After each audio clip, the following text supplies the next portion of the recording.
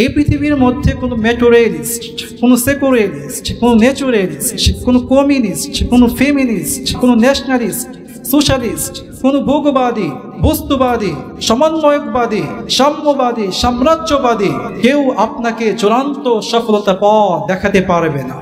একমাত্র আপনাকে চূড়ান্ত সফলতার পথ দেখাবে এই কোরআন, ঠিক কিনা বলেন? এই জন্য কোরআনুল কারীমের 18 নং পারা 1 নং পৃষ্ঠায় সূরাতুল মুমিনুন আল্লাহ রাব্বুল আলামিন বলেন, قد أفلح المؤمنون الذين هم في صلاتهم خاشعون।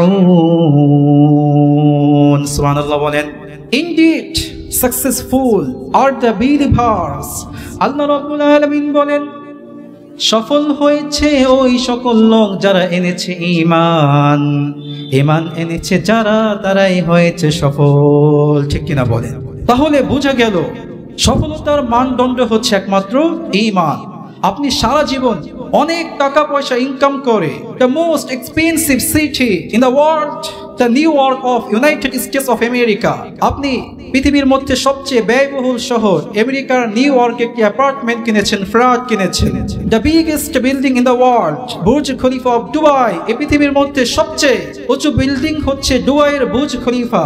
আপনি সেখানে অ্যাপার্টমেন্ট কিনেছেন, ফ্ল্যাট কিনেছেন। ইভেন্চুয়ালি আপনি ব্র্যান্ডের দামি দামি গাড়ি কিনেছেন, বুগাতি, ল্যাম্বরগিনি, ফেরারি, BMW, Rolls Royce, private jet কিনেছেন, প্রমোত্তরি কিনেছেন। আপনি কি মনে করছেন আপনি চূড়ান্ত সফলতায় পৌঁছে গিয়েছেন? This is never will be success for your life. এগুলো আপনার জন্য কখনোই চূড়ান্ত সফলতা হতে পারে না। একমাত্র আপনার জন্য চূড়ান্ত সফলতা হচ্ছে পূর্ণাঙ্গ মুমিন হওয়া, প্রকৃত মুমিন হওয়া, ঠিক কিনা? আর পূর্ণাঙ্গ মুমিন হওয়ার জন্য, কমপ্লিটলি মুমিন হওয়ার জন্য আপনাকে নামাজ পড়তে হবে। এই নামাজ ছাড়া আপনি কখনোই পূর্ণাঙ্গ মুমিন হতে পারবেন না। এজন্য আল্লাহ রাব্বুল আলামিন বলেন, আল্লাযীনা হুম ফি সালাতিহিম খাশিউন ওয়াল্লাযীনা হুম আনিল লাগওয়ি মুরিদুন। সুবহানাল্লাহ বলেন।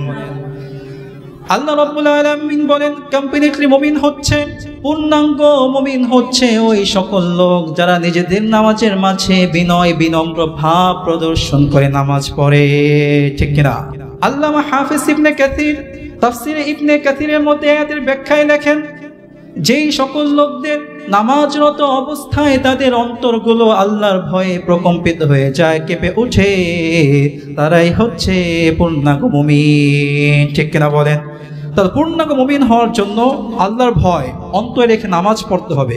কোনো চেয়ারম্যানের ভয়, কোনো এমপির ভয়, কোনো মন্ত্রীর ভয়, কোনো প্রাইম মিনিস্টার ভয় অন্তরে রেখে নামাজ পড়তে হবে না। পূর্ণাঙ্গ মুমিন হতে হলে একমাত্র যার ভয় অন্তরে রেখে নামাজ পড়তে হবে। আওয়াজ করে বলেন, তিনি কে?